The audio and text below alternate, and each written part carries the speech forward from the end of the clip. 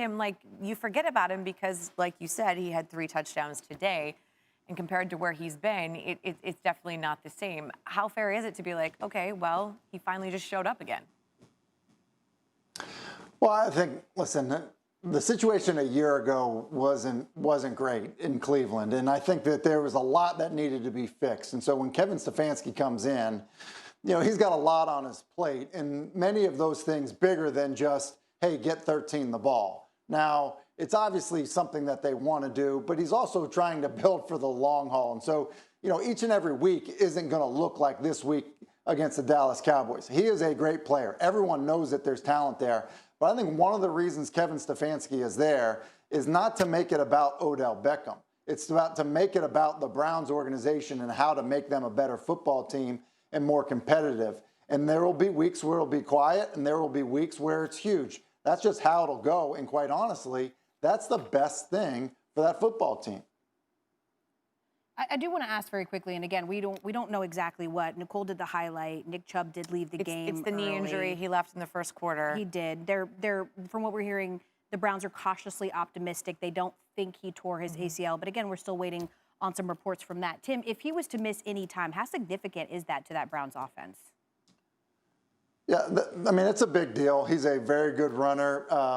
Listen, they have a good runner behind him in Hunt, and so I think that some of the investments they've made on the offensive line, have started to pay off. You could see it. You could see it today against the Dallas Cowboys, and so the benefit that they do have is they have another very capable back behind Nick Chubb. So you hope that he's okay, but they are in a situation where they have depth at the position. I do want to go back to the Dallas Cowboys, who obviously defense was optional, but also that record of 1-3 under a new coach in Mike McCarthy.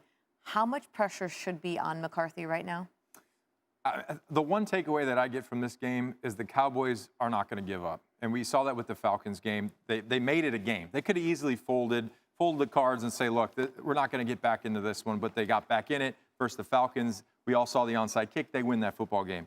And then this game in particular, they're down by a lot, and then they make their way back, and they make it a close game. So if anything you take out of it, you take that, look, this team is going to fight for 4 quarters, and they're not going to give up. So Mike McCarthy, he's got a lot of work to do. We all see that. But first-year head coach, I think there was a little bit unrealistic expectations of where they should be instantly because they have Mike McCarthy. I love that Nicole mentioned pressure and Mike McCarthy because I fully understand they're sitting at 1-3.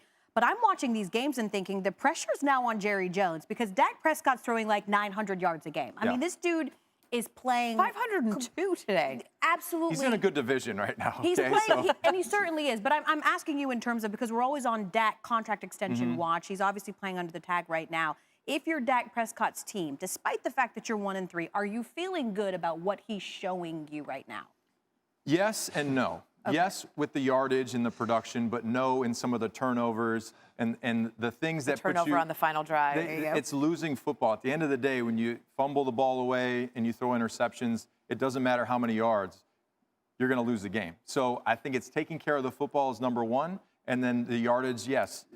Look, you can go out there and throw for 500 yards, but you throw an interception and you fumble the football and you lose, that's not winning. So at the end of the day, he's got to figure out how to take care of the football and help his team win.